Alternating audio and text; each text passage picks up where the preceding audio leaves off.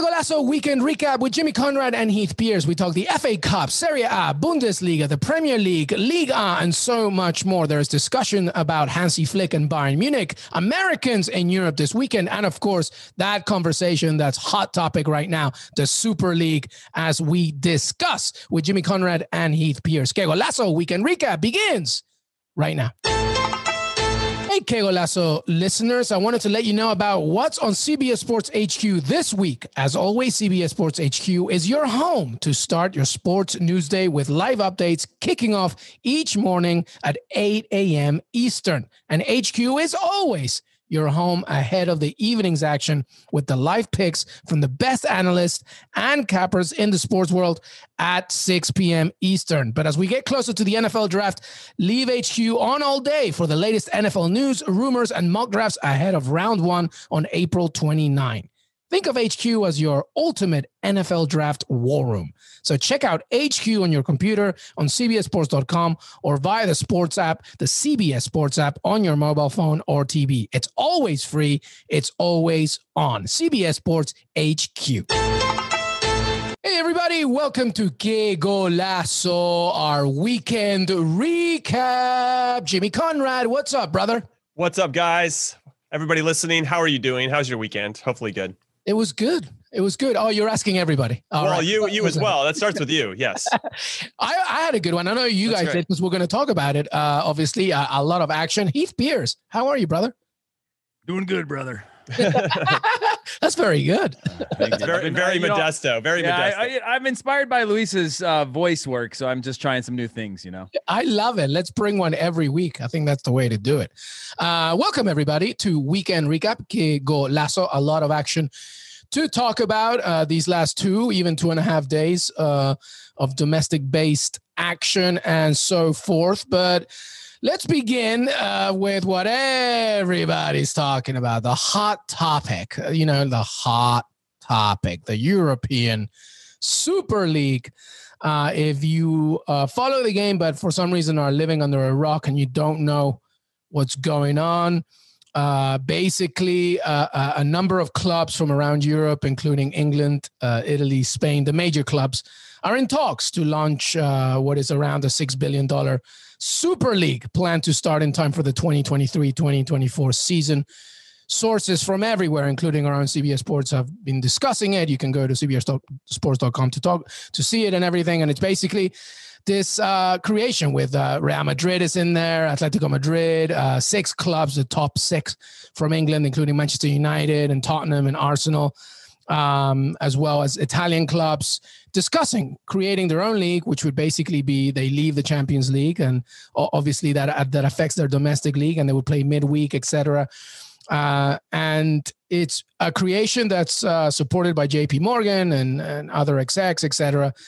So obviously this has been the talk of the town on Twitter, etc., and reaction from all over. Boris Johnson has talked about it. Emmanuel Macron from France has talked about it. And obviously UEFA making their own statement, which you can read, of course, completely condemning it, and also in partnership, in alliance with every football association, from La Liga to the Premier League, etc. The French and German teams reportedly said no already. PSG didn't want to do it, etc. So anyway, you can read way more about it, but this is the discussion. So we have to begin here because as we're taping, it's still a developing news. And we wanted to get some more context and more opinion. So, Jimmy, let's begin with you. European Super League. Talk to me, man. What are your thoughts? Okay, so where I'll start is this sport, for me, what makes it special is its inclusivity. Everybody has the ability to play. And what I love about it on an individual basis is that you can be any size or shape and play this game, right? You can be cute as a button like Andres Iniesta and ball it up and be one of the best players in the world, or you can be Peter Crouch and be like 8 feet tall and still have success, right? And I think that's what's so beautiful about the game. You can be from anywhere. It's a universal language, and that's what I love about it as well. This feels exclusive. This feels like we're going to take our ball and we don't like how UEFA plays and these rules, and we're going to do what we want. There's an element of that I understand where those owners are coming from a little bit. I'm not a billionaire, so I can't really speak to that part of it. But they don't like potentially how things are being run. And there's been obviously a lot of talk for people that are unaware. We actually haven't brought it up on the pod because I think we wanted to know more about how it was going to flesh out. But the reform to the Champions League and how they wanted to take away group stages and have a Swiss format so that you'd have 40 teams that come in and everybody plays 10 games throughout the season. And then it kind of trickles down from there. Whoever the top ones, they play each other, blah, blah, blah, blah, blah. And it was going to the 36 spots, those would have to be earned just like they are now. But there'd be 4 extra ones that were based on history to get into this new Champions League reform. And people are like, what? That doesn't have anything to do with sporting merit. That has everything to do with like your past success from years and years and years ago to get your UEFA coefficient. And I don't want to bore you guys with those details. But everything was starting to be agreed upon in certain areas from what I understand. And then this announcement came and blindsided everybody. And now people are pissed. And now they're going to say, oh, well, UEFA's like, well, if those players and your teams want to go do that, they're not allowed to play in any Euros. They can't play for FIFA National World Cup stuff, nothing. So it's really becoming a bit of a poker game, or maybe the cards are out on the table and people are just upset. I feel like these clubs are putting pressure on UEFA to reform in a way that obviously benefits them in some capacity, but I just don't want to lose that inclusivity. And I love the competitions that have that inclusivity, that think about the smaller teams that don't have a chance. I mean, if this Super League existed, we would never have a Leicester City winning, right? Which is one of the most magical sports in history. We would never have that moment. And so I'm not saying that. I know the Champions League is the creme de la creme, but I don't know. I feel like this was forcing UEFA's hand to do something different. I don't think the Super League thing is going to happen. I feel like it's a little bit of a rinse and repeat. The big clubs are upset with how UEFA is running things. We're gonna whip them in place. We're gonna make sure that we still have a little bit of control as individual clubs. Let's all band together, force the hand a little bit, get the reforms, or at least find some compromise that benefits all of us or helps us a little bit more. And then after this, 3 or 4 or 5, 6 years, hey, by the way, we're going to do the Super League thing again. And, they kind of it's all about control and power. And it's a little frustrating because it's never really, the little guy never really gets looked at and thought of in a meaningful way. So I don't know. That's where I am with this. No, I think it's a valid point. And you mentioned Leicester City. I mean, Champions League is Atalanta, right? I think they're a good example. Yep. Well, or others as well. Or look at what West Ham are doing, etc. Some really good pieces from all over the web, by the way, including CBS Sports, Jonathan Johnson, etc. But also Jonathan Liu from The Guardian, really nice stuff. Miguel Delaney, Gary Neville, Heath Pearce on Sky Sports was very passionate about this, talking very much the points that Jimmy was talking about just now, inclusivity and just feeling like, this is at the end of the day about including everybody based on what you earned, right? On the pitch, not anywhere else. What are your thoughts, Heath Pearce, on this? I think this is just bargaining chips, right? I think they want to horse trade this for something else, as Jimmy mentioned. I think we've seen quickly the statements and the condemnation of forming a league, right? I don't want people to get it lost and feel like everything else that they were supporting was this super pure, beautiful thing, but it was inclusive, right? It's all built on revenue and driving successful businesses, but ultimately it was inclusive or is inclusive at the moment. This super league of teams, it just wouldn't happen. And you've seen by everybody saying, okay, fine, you go there, everything else is closed. We've seen this with lawsuits. In the U.S., for example, when other bodies want to come into the U.S. and have these, tournaments or bring official competitions from other leagues, it's a very complex thing, right? And so I think this is just the bargaining chip, as Jimmy mentioned. I think of just saying, hey, we want more power. If you look at most of these teams, Barcelona is an example of carrying a ton of this debt, right? And they get the lion's share of most TV contracts. They're maxed out domestically, which is why everybody is saying we need to get to the U.S. We need a U.S. office. We need an office in China. We need in all of these like emerging soccer markets. And then I think this is just another step in the sort of in the journey of these super clubs to get more power or try to get more power, which I don't agree with. I think I understand where they're coming from. I understand that they put a lot at risk as well. However, like you said, you lose out on your Leicester City stories. You lose out on all these things, but I'm not too stressed about what's going to come of this. Having said that, I never thought we'd have a Winter World Cup. You know, like that's a good that was point. one where I was like, oh, you know, even just wait a year, they'll have to change it. Wait a year, they'll have to change it. And change happened, right? And I mean, change never happened in that context, but it did happen in the fact that it's going to happen in the winter, which nobody would have ever bought into or believed this thing that's so old could be just moved like that to you know, satisfy a nation that in the summer is too hot to play. So there is a little bit of that fear in my head, but I think for the most part, this is a bargaining chip to allow these teams to have more leverage and power. And I think this will go away again and it'll come back as we get closer. What did they say? 23, 24 season or something like that.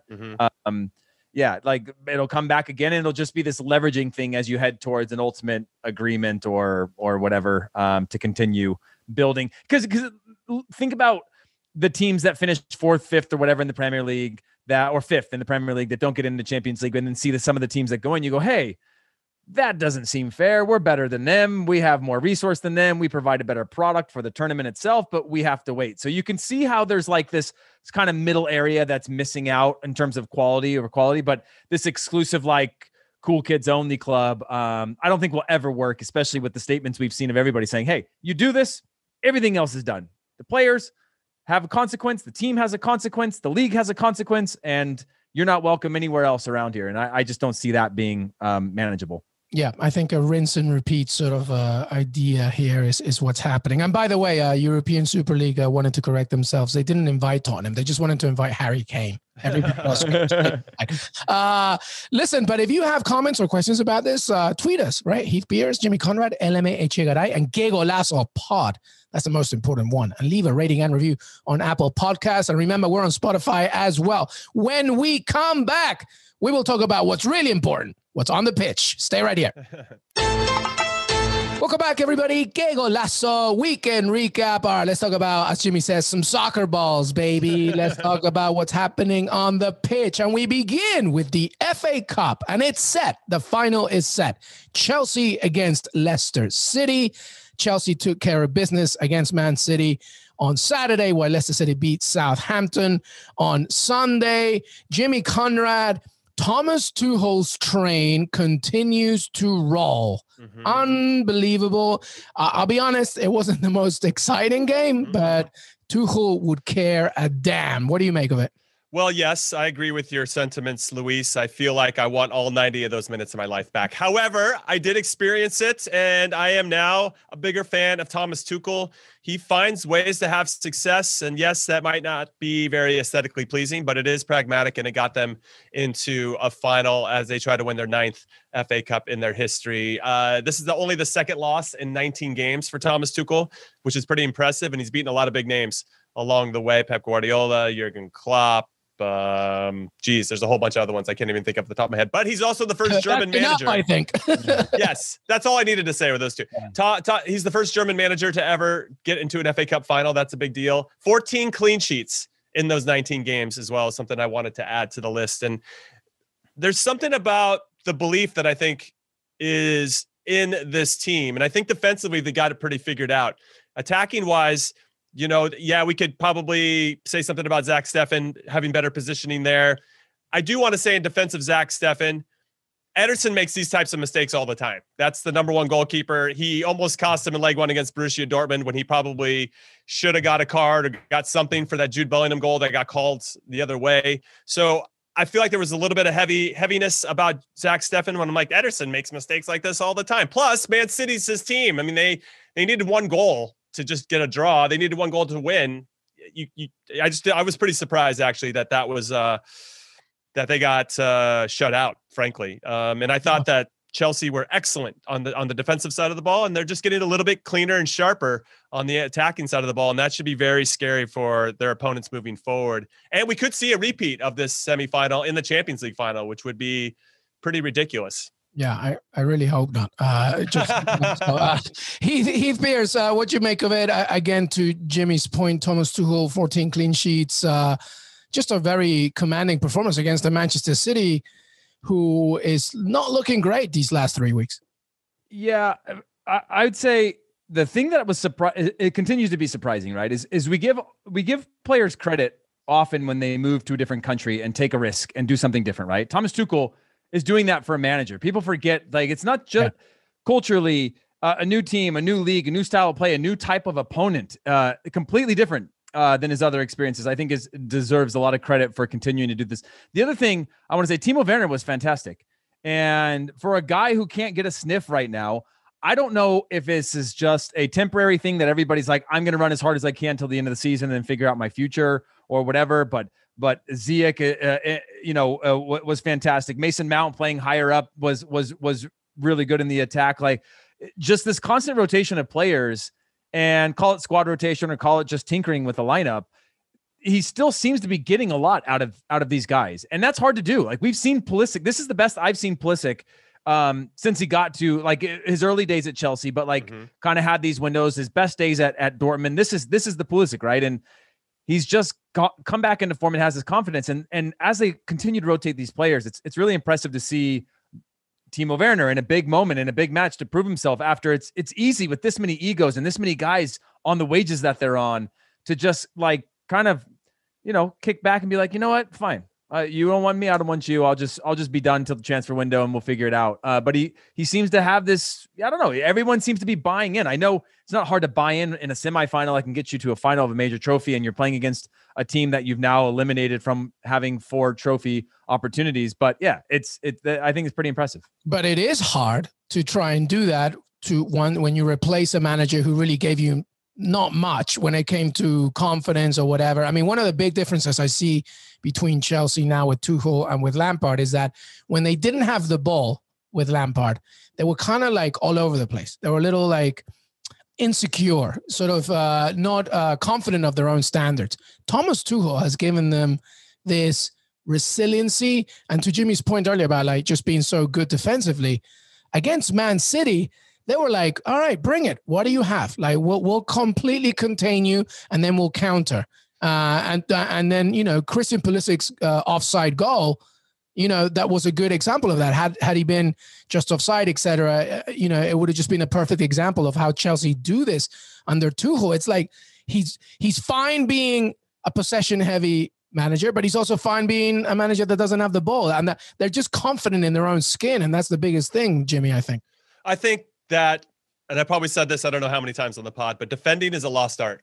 And I think that Tuchel came in and gave the team an identity. He put them in a formation that actually played to their strengths. And he brought in some guys that were on the fringes of Frank Lampard, Rudiger, Azpilicueta to a certain extent.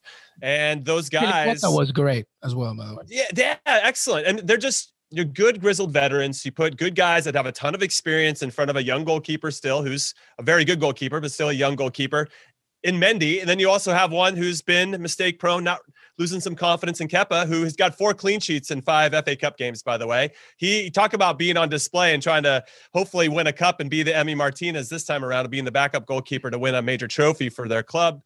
I think he'll probably be on the move. I don't think he wants to be a backup, so he needs to show well in this one. So he's motivated. But I just think from a formation standpoint, Tuchel came in right away and he got a 0-0 draw in his first game when he took over Chelsea. And It wasn't pretty, very similar to kind of what we just saw. He put those guys in good starting positions to make plays, and they got the result. And from that point, he's now been able to tinker. All right, listen, these are our starting positions. This is how we're going to move. This is probably where we can create numerical advantages when we transition. And not only do you have that, you got N'Golo Kante, who was excellent against Man City as well, Jorginho. 2 very good players sitting in front of that back three. You got your wing backs, Chilwell and Reece James, or whoever it may be out wide. And it just makes sense to this team. Do they lack a little bit going forward? They do, but they're still getting results, and enough results that's going to get that buy-in that Heath was talking about, that they're having this success and it feels good. And they have an identity moving forward and something to build off of, a foundation. And I think that's where Frank Lampard lost his way a little bit, because they had ideas and they had a lot of talented players, but it just didn't seem like there was that consistent thing to fall back on, which just gets me back to my original point about defending being a lost art. Everything starts from good team shape defensively, because when you win the ball, then you know where everybody else is going to be standing around you, and that allows you to transition in a more meaningful way. And it didn't feel like Frank Lampard had that per se. They were so focused on other things.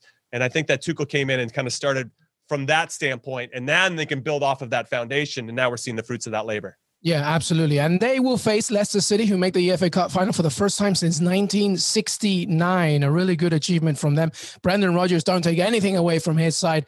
Still in a Champions League spot, in an FA Cup final. It should be a really good one, a really good final. All right, let's move on here because there's still so much to discuss. I want to talk now about this really good weekend for Americans, guys. Christian Pulisic, we talked about. Right? Played well. Is in an FA Cup final once again. Serginho Dest winning Copa del Rey. He was in line trying to take a photo with Messi at the end with the trophy. That was important for him. Gio Reyna with an absolute banger for Borussia Dortmund. And I'm sure I've missed some others, but pretty good weekend, Heath Pearce. Yeah, overall, really good weekend. I think the one that caught me the most is Gio Reyna. Obviously, Copa del Rey, fantastic. But Gio Reyna's impact on the game for Dortmund was what we saw early on in the season between him and Haaland, just this special connection of being able to find each other and staying much more connected the way he drives with the ball. He actually drifted out to the left a little bit in this match where he was driving inside really comfortably, and then also on the right, obviously, where he's usually playing. But just another one where you see just sort of the potential of this guy. We saw him when he came in with the national team. He was a little bit like off the pace of how everybody else was playing, in and out of the team at Dortmund. Obviously, I don't know if he's 17 or 18 years old now, what age he is, but either way, he's young. Yeah. Still so young. But again, that ability to bounce back, this quality that they have, it's not like 18. We're 18. It's insane. Like, we're not seeing this in like flashes of like, oh, we hope we're seeing it.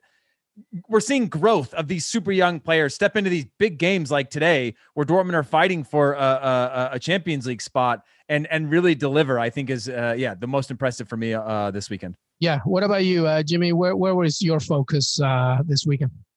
Well, I'm always, got an eye on all the Americans. Daryl Dike, unfortunately, didn't get a goal this week against Coventry as they lost 2-0, his Barnsley team. Weston McKennie, I thought was very good for Juve against Atalanta, even though they lost that one, Juve. So they're still in fourth because Inter Napoli drew. We can get into the table there. Pretty crazy at the moment. And also in France, crazy table there too. But what I'll say is I was really impressed the most with Serginho Dest. I mean, to be a part of a team with Barcelona, to win the Copa del Rey, he looks more and more comfortable. Every time I see him play, you can just see him more and more relaxed, feeling that he's trusted by his teammates when he's trying to ultimately be, and why wouldn't he be, like the right side of Jordi Alba, because Messi's always looking for Jordi Alba on the left side. They combined once again for a goal in this one. Jimmy, let me ask you this real quick. With Serginho Dest, do you think he can be a top level player in a back four? Or does he need to be a wing back where he has that type of cover? Like, that's my biggest concern with him thinking selfishly about the national team, is like, he is right where he needs to be. One step higher. His starting point is higher. He has a little bit more like in transition, you lose the ball or whatever. He's just in completely different places. Do you think he can be a world-class fullback? My immediate answer is no, given how I think you're phrasing this question. I think we had similar conversations about Fabian Johnson in the previous iteration under Jurgen Klinsmann, where he was probably better as a wingback than as a straight-up fullback, as you're describing. I think Serginho's Dest's instincts are to go forward, look to combine, to join the attack in a meaningful way, try to whip in crosses or whatever it can to exploit the width and to create numerical advantages that wide, of course. I think that's where his instincts are. So it'd be weird and we saw him. I mean, I guess my main point as I think about Kylian Mbappe, the leg one against PSG in the Champions League. And he showed him a bit. Yeah. He did. And we were like, well, he's been exposed on the national team too, though. He's been his debut with the national team and a couple others. He's been exposed defensively. Yes, because that's not where his instincts are, and I think that takes time. We look at Marcelo, we look at Dani Alves, we look at these other guys. Were they really good fullbacks? Probably not. They're always just been amazing wingbacks, and you hope. Even Jordi Alba, like I see that guy make defensive mistakes all the time, but because Barcelona is so good and they keep the ball so much, he doesn't get as exposed unless, if he's sitting on a team where he had to sit back behind the ball the whole time, that'd be different. So no, my short answer, my initial instinct is no, but can he evolve into that? Yes. It's just a matter of whether he wants to make that commitment to it. We've seen it with DeMarcus Beasley. Let's use another American who was a winger, out and out winger. Then he kind of moved to wing back. Then he went to straight fullback, and he learned how to survive and play for many, many years and in 4 World Cups because he had the ability to adapt. And that's a credit to Bees, who's a tremendous player in person. But, and I'm not to say Serginho can't, but he's obviously still young in his career. So we'll have to wait and see. I don't know where you put him right now at the national team. That could be your follow-up, but probably not the back line if we have somebody who's a little bit more adept in the defensive side of the ball. Yeah, well, the 2 T's are on his side: time and talent. I mean, he's got everything. Spades. He's got it in spades. Yeah. So that's fine, and he's a Copa del Rey champion with Lionel Messi. Not too shabby. All right, listen, let's move on, guys. I want to shift to the Bundesliga for a second. Bayern Munich wins 3-2. Musiala got a brace in that one. Choupo-Moting once again against Wolfsburg. It was a really fun game, but the biggest talking point here is that Hansi Flick at the end afterwards was basically asked Bayern Munich to finish this beautiful but soon to be done relationship, because I want to think about different things. He didn't specifically mention the German national team, I believe. I think he was asked that, but he didn't really give that much more context. But I think that's where everything is heading. So what are your thoughts on that, Heath Pearce? Yeah, I think it was Mueller who said, or not Neuer, who had said that we still need to like let it sink in, even though I don't think it was a giant secret that he was going to be. Yeah, they knew. Also, how German is the word terminate the contract? Like to terminate, like it's the most German league word ever. Instead of being like, yeah, he wants to cancel it or whatever, they're like, he's going to terminate his contract early. But look, I think obviously he gave a little bit of that like sprinkle of there is this DFB job that might be attractive, but outside of that, I haven't really thought about my future. And it's an interesting thing for people who maybe are not aware of how the dynamics of clubs work. Right, there is constant power struggles in these clubs. They've been as successful as they've ever been when he's around. Yet somehow with Salihamidzic, I think his name is. Yep. There is tension or alleged tension, right? There is always tension with the board on, okay, where are we now? Oh, we're winning everything, but this isn't the club we want to be. This isn't the style we want to play. Hansi Flick probably wants budget to spend in transfer windows or whatever the reasons are. It's really complicated. And to be able to put all of that aside as they get results and then get to a point where you're like, I think I've had enough. It's surprising because you never expected in a year that they're going to go with the 7 points clear in the Bundesliga right now. Leipzig drew over the weekend, so they've got a little bit more of a cushion now, or drew on Friday. Sorry. It's just, you hate to see it because you're like, well, we usually only see managers leave when they fail.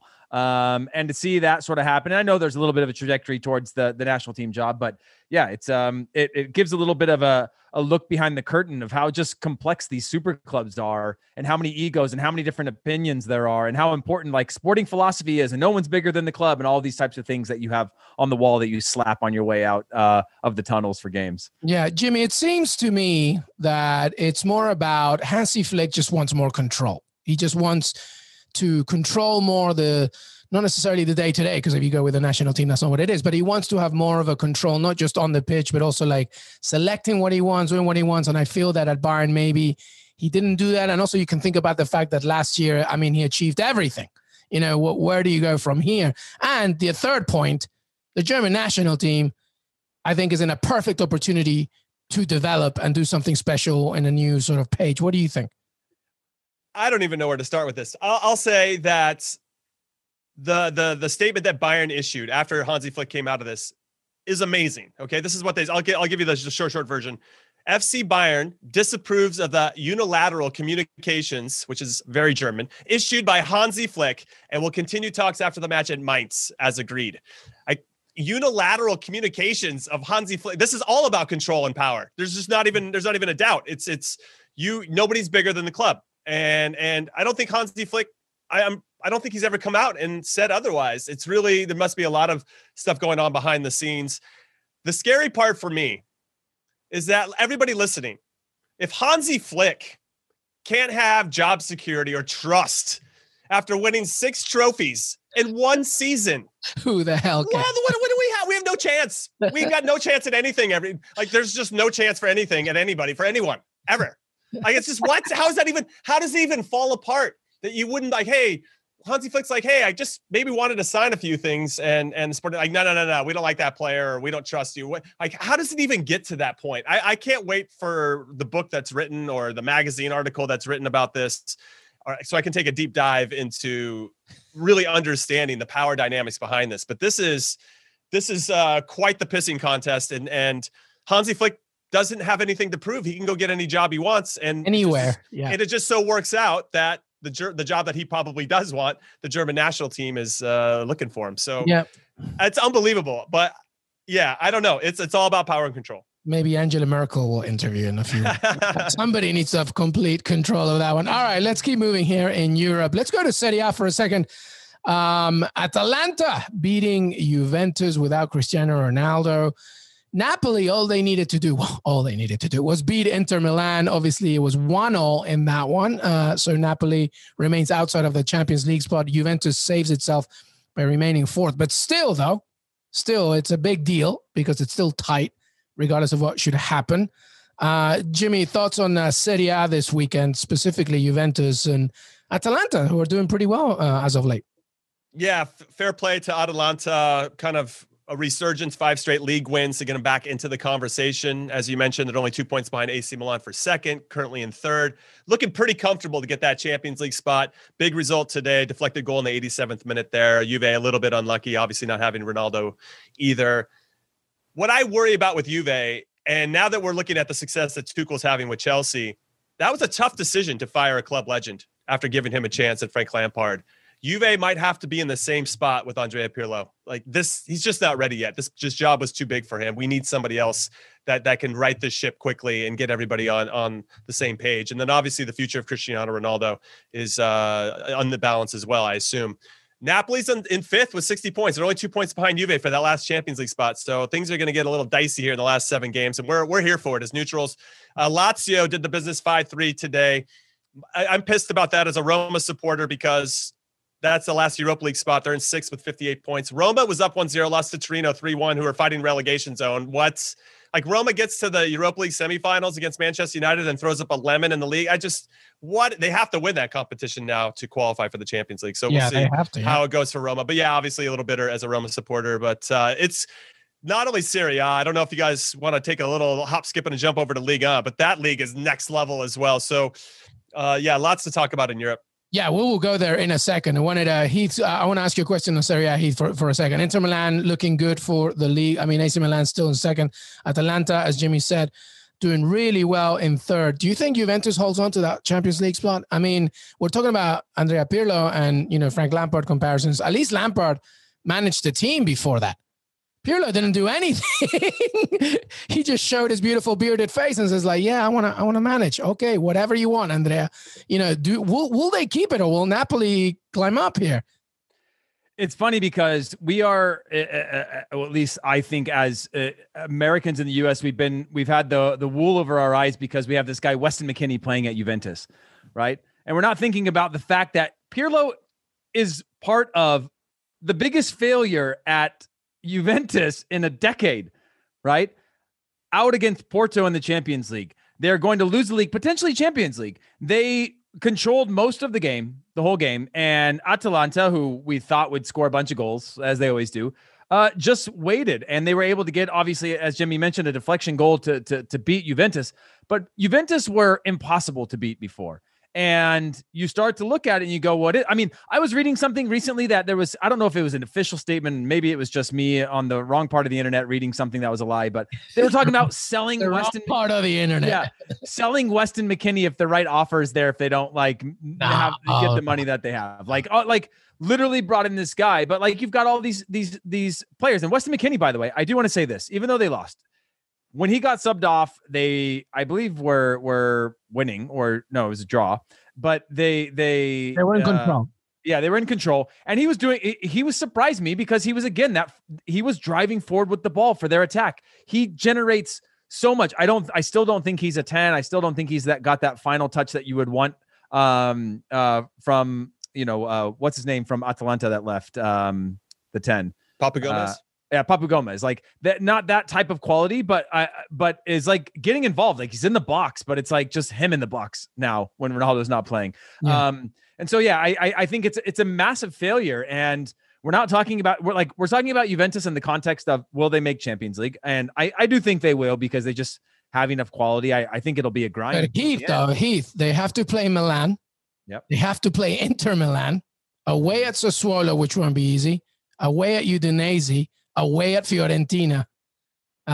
It's not going to be that easy. I mean, they have a Coppa Italia final in between them as well against Atalanta again. I'm looking at that Inter Milan game and that AC Milan game as two very, very big games. They don't get 3 points from that, and Napoli do their thing. They're not in a Champions League spot. Yeah, but I still think that they've got to beat one of the other three teams, right? AC Milan are not somebody that we can trust to wrap this up. They're on 66 points, just 3 points above Juventus. Atalanta are on a run of form right now, but could hit a dip potentially. In Napoli, so I think like it's not like they're fighting for the one spot. They're fighting for one of three spots, right? Yeah, they're fighting for one of three spots to finish within the league, or to finish in a Champions League spot, and all those things are separated by. What is it? 4 points or something? Yeah, like nothing. The point that I was trying to make though is like their schedule is not easy. And then when you look at Napoli's schedule, with all due respect to the teams they have to face, are much easier. Jimmy, quick question to you. What do you think? Is Juventus making it? They'll make it, but it'll be tight. I think it's going to go down to the last, maybe the last match day. I mean, that Atalanta Coppa Italia final, is really important. They already won the Italian Super Cup. That's one trophy. If they can have two, it just gives Andrea Pirlo another, like, hey, listen, we're in a down year. We're in transition. We're trying to get through this Cristiano Ronaldo thing. We outplayed Porto, whatever excuses he wants to bring in for that. They weren't going to win the Champions League anyway, but he's got to save some face and some capacity. And so do the players, frankly. They have too much talent not to win a couple things. Yeah, absolutely. All right, let's go to Ligue, as you mentioned, Jimmy, because PSG against Saint Etienne was absolutely insane today. Basically, the whole game was like, all right, back and forth. There's nothing really going on. And then from the 78th minute, Saint Etienne score. A minute later, Kylian Mbappé gets one. So it's 1-0. Then he gets another one. He gets a penalty. So it's 2-1. But then Saint Etienne tie in the 90+2 stoppage time minute. And then Mauro Icardi in the 5th minute of stoppage time saves PSG. And they win 3-2. Meaning that they retain that second spot, 1 point behind Lille, by the way. Just 1 point behind Lille, who I believe their score was a draw against Montpellier. So that's big. So Liga is like crazy as well, Jimmy Conrad. So let me just read the table. Lille's on top with 70 points. PSG second with 69.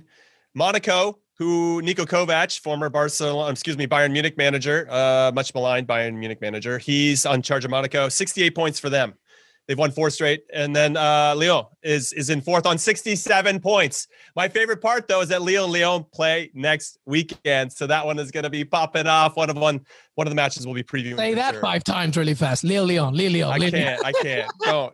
Stop. You're making fun of me. But, wow. I mean, it really, like, all 4 teams have a legitimate chance of winning Liga. It's crazy. And that is crazy. It's absolutely And I'm here for it. Hell yeah. You know what I'm here for? MLS, Major League Soccer, had its opening weekend and it ended with a bang. So let's finish. Let's conclude with MLS, Heath Pearce.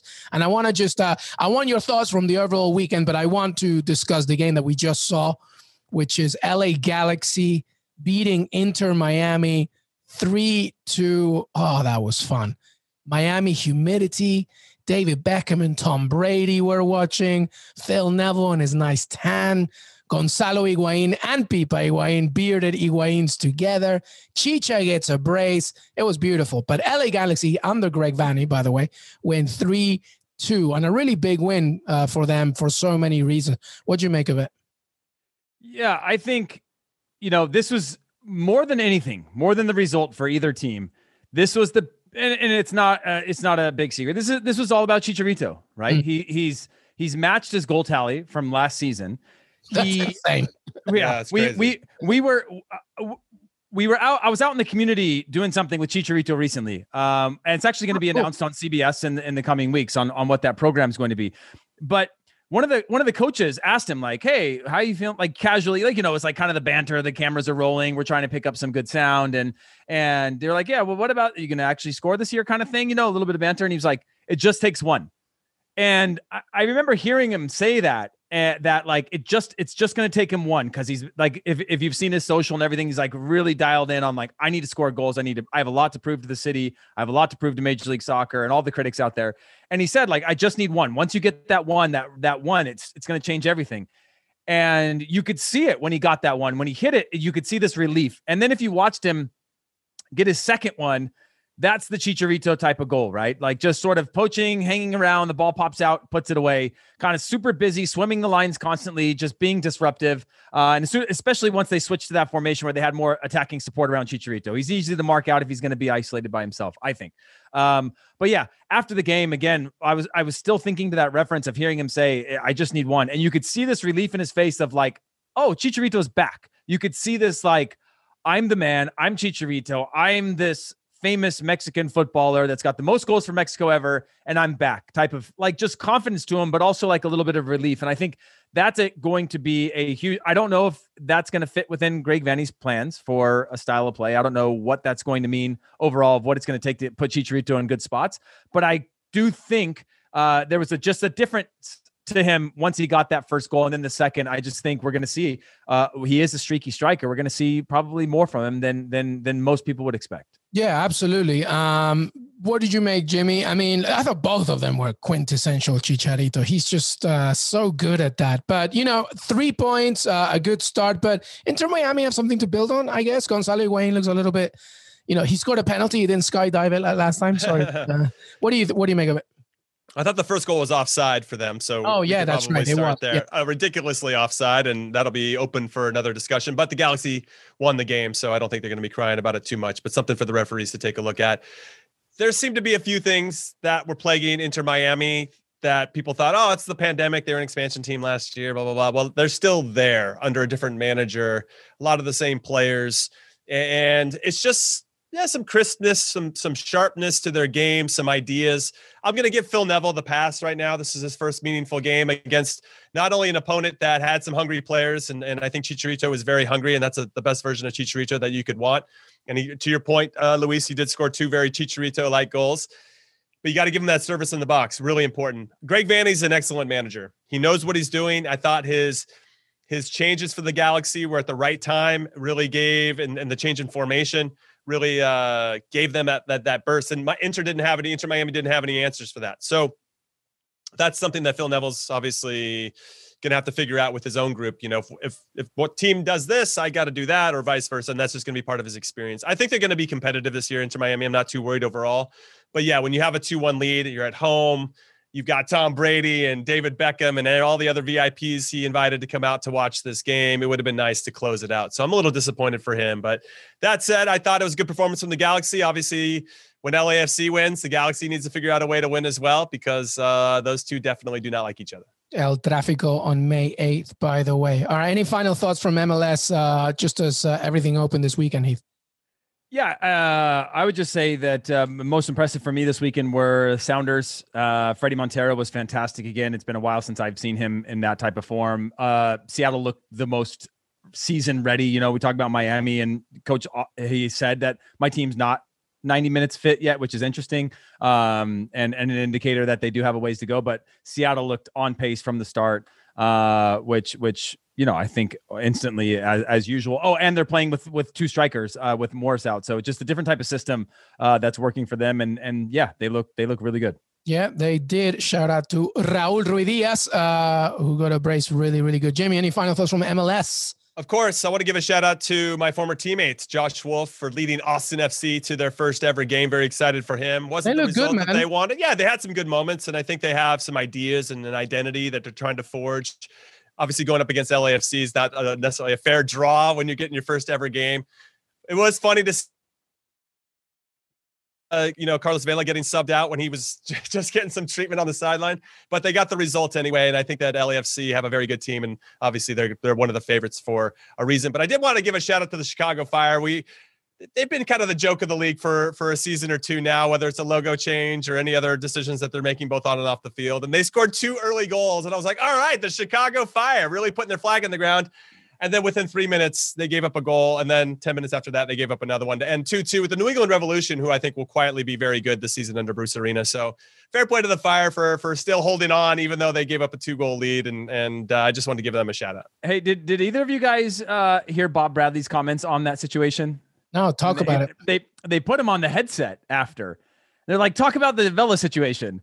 And he was like, well, I don't know. I thought he was like putting his hands up to ask to go out. I may have gotten this one wrong. I'm not really sure. It looked like it was like a pretty brutally honest, like sort of like, yeah, I may have messed this one up, but it looked like he was like signaling that he needed to go out with an injury. But yeah, he said it may have been that substitution may have been a bit premature there. I think I may have gotten that one wrong. It's actually just you have to hear it in the Bob Bradley voice too, which is just a little bit more monotone. And it's just like kind of a classic way to open up a season is to sub out your best player really early on for what you thought was, hey, at least his legs will be more fresh, Can there get any more MLS than that? Like that is just too good, man. Too good. If anything like that happens, we always say, that was so MSL. Yeah. Because we've been around so long that when we were like fly somewhere, we'd be with our teams and like some like little old lady come up. Oh, what's the? It says MLS on us. They're like, what's the MSL? You're like, it says MLS.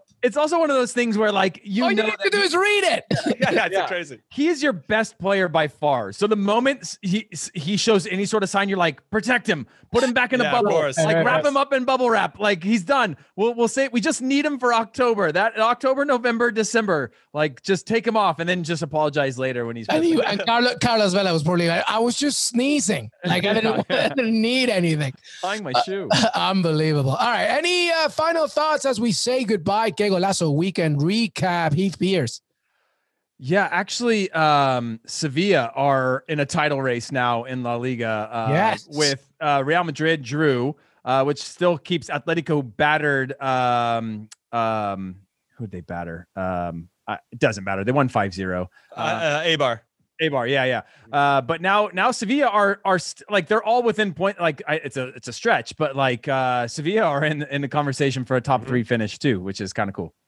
Unbelievable. Sevilla right up in there already. Jimmy Conrad. Yeah, I just wanted to say I was going to get to La Liga as well. Talk about Real Madrid. They just didn't look like the Real Madrid we just saw over the last 10 days. And to be fair, they had 3 incredible results. And so that makes sense. But yes, it makes things very exciting and fair play to Atleti. I mean, there's a lot of pressure on them to have to go out and get a result. And I think they needed that type of win.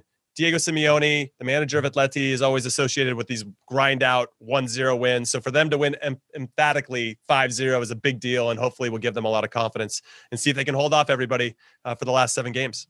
Absolutely. And hey, look at this timing, everybody. The ESL statement, the European Super League statement, is out. 12 of Europe's leading football clubs have today come together to announce they have agreed to establish a new midweek competition, the Super League, governed by its founding clubs, AC Milan, Arsenal, Atletico Madrid, Chelsea, Barcelona, Inter Milan, Juventus, Liverpool, Manchester City, Manchester United, Real Madrid, and Tottenham have all joined as founding clubs. Anticipated further 3 clubs will join ahead of the inaugural season intended to commence ASAP. That already come out literally as we're taping. So send your thoughts, tweets, comments to Qué Golazo pod. I'll give you guys the mic one more time if you expect anything from that statement that's out as I'm taping. Jimmy Conrad. No, so I was listening to a lot of people that they're probably smarter than me, and they were likening it to the Euro League basketball system. So I didn't really know anything about it. So I went on to the Wikipedia, as one does, and so I looked up, and it's. There are currently 4 competitions for European basketball, okay? And 2 are controlled. 2 are controlled by EuroLeague basketball, and the other 2 are by FIBA, which is the FIFA of basketball over there. And the EuroLeague is the top. They have the Euro Cup. Those are the 2 EuroLeague ones. And now they also have a Champions League that's controlled by FIBA, and the European Cup, which is probably their Europa League. So that's what I'm hearing is like they're not going to get separated. They're going to still play domestically. They're just going to create their own Champions League, as you mentioned earlier, just to clarify. And then there'll be other ways to get other teams to get involved and to grow it. But these are the 12 founding. That is bold, baby. I mean, that is bold. That's a bold strategy, Cotton, I think is the meme that's out there. Yeah. Yes, indeed. Heath, final thoughts.